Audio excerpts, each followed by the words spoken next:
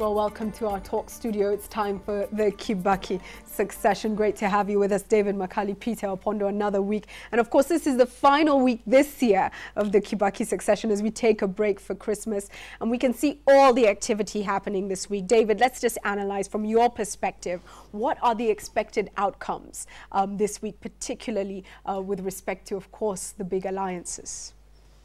I think unless anything changes, we expect that by the close of Tuesday, the Jubilee Alliance will have named Musalia Mudavadi, to be precise, as the ticket of the Jubilee Alliance. And you say Musalia is expected because? What are the indications because, I mean, all the indications are long. We don't want to revisit history. It's out there that, you know, Musalia's way to this ticket is a favored route, so to speak. And by the time he was invited into the alliance, when the Uhuru and Ruto went to pick him, they had a very clear offer, and that offer has not changed. And let's not dupe the public. I mean, what we are saying here is just the motions of assuaging the public, of managing the public expectations on the side of the URP and TNA supporters. But it's going to culminate in a Musalia ticket. That's I have no doubt in my mind about it. From the way you express this, it's like you're making a judgment call on whether this is good or bad. I mean, is this good or bad? It's up to the alliance, right, to decide yes, who it wants. That's true. I mean, right. Obviously, it's up to the alliance to decide who they end up with in the nomination process. But I think that there has to be some sense of public accountability in the way politics is managed in this country. I mean, if I'm a supporter of William Ruto, for example, and all along I've been led to believe that, you know, I'm supporting because he's going to be the presidential candidate, there has to be a way in which the public needs to be brought on board, some honesty in dealing with the supporters. That's what that's what I think is wrong with our politics, because we are perpetuating politics of dishonesty. When deals are hammered, the public is kept in the dark, and then they're unleashed as if anything has changed. Okay. That's not right. Honest politics or leadership. Also a big week for CORD. Same thing applies to CORD? The same thing. I think, as they've said, they'll have their rally, I think, on Saturday, which will be really the culmination of what has gone on. If you look at the CORD, they don't want to say that they have already agreed on the lineup, but clearly the ball is out there. Who Raila is going to be the ticket carrier, and no chance you're saying that Kalonzo could be. He's running mate. I mean, the stakes were clear by the time they came together to draft the agreement. They had already squared out the spoils, but I think it's the formal announcement that is awaited, and so let's just give them the privilege of announcing to us. But there's no news to expect. Okay. Peter. First of all, we have to understand why there seems to be some tagging and pulling within the Jubilee coalition at this particular moment. The fact is, when these leaders met on the 4th of December and got a deal to bring in Musalia Mudavadi, it was agreed that they said they would agree among who will be the presidential candidate between Musalia Mudavadi and Uhuru Kenyatta. The word was agree. They will agree. There was no nominations. But thereafter, there was a push, especially from the TNA side. There was some sort of a backlash, and that backlash had to be managed.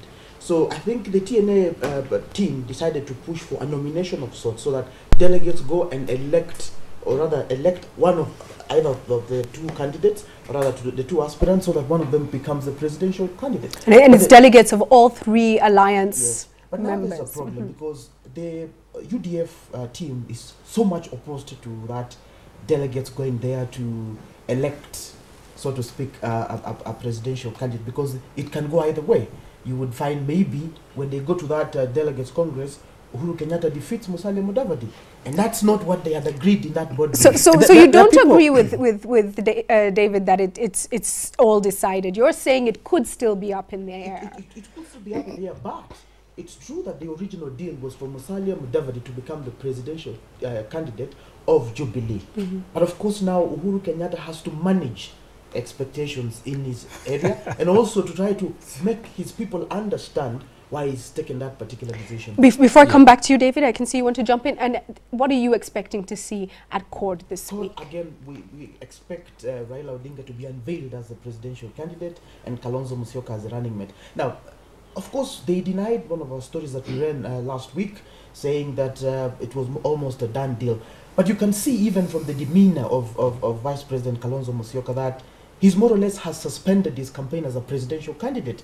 He rarely addresses, I think since December 4th, he has not addressed a single public rally outside there, the way Raila has been doing. He's been going to churches, he's been meeting people in functions in hotels, but not public rallies. That tells you something. This is a person who's already decided, I'm going to be running next. But very interesting, he's delivered some phenomenal speeches over the past couple of weeks.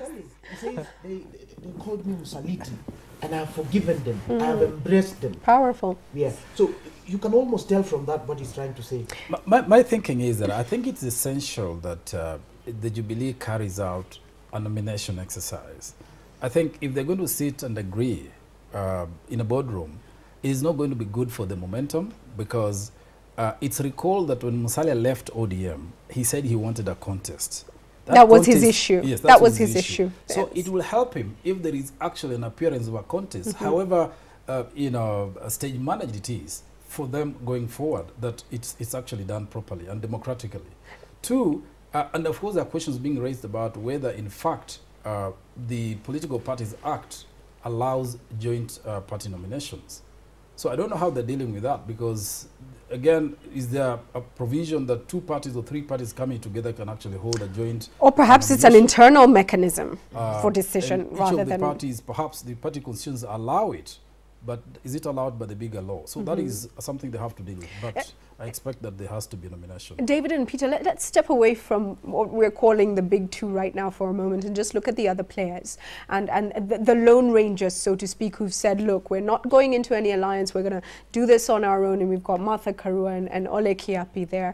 Let's look at the other alliances that seem to have formed and their impact, do we think, on politics in Kenya so far at the end of this very interesting year. Let me start with you, Peter. The only other alliance is the Pambazuka Alliance, and of course the Tuju and the Peter Kenneth one. The Peter Kenneth and Tuju, they have not been campaigning over the past 1 week. I think Peter Kenneth was out of the country.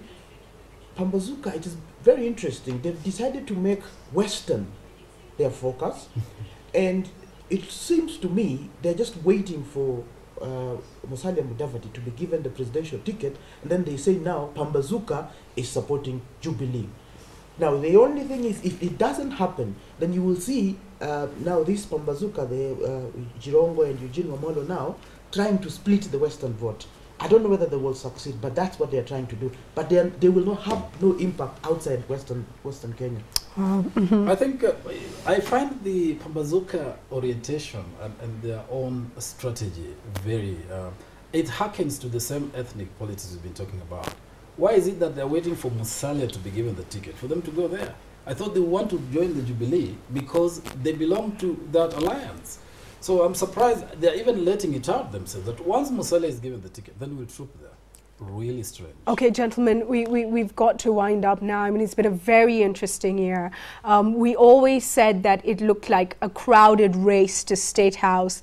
It's less and less crowded as the weeks go by. Of course, next year, January 4th to 18th is critical. It's a nomination period. What are your expectations, very briefly, as we head into January? I expect a very strong contest, a 2-horse race.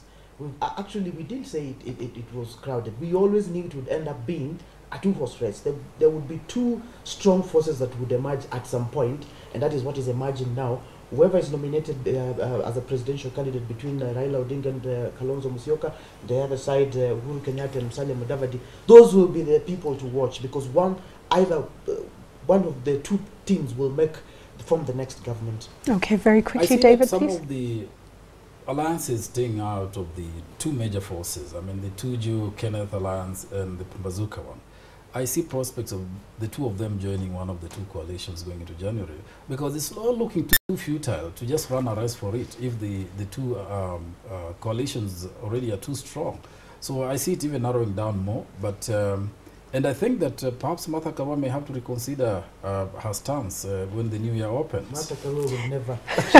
She's in the race for the year. As Mutai said the other day, people start a race for different reasons. Some start to win, some start to finish, and some just run for fun. So I think some of these candidates are there not to win. They just want to finish the race.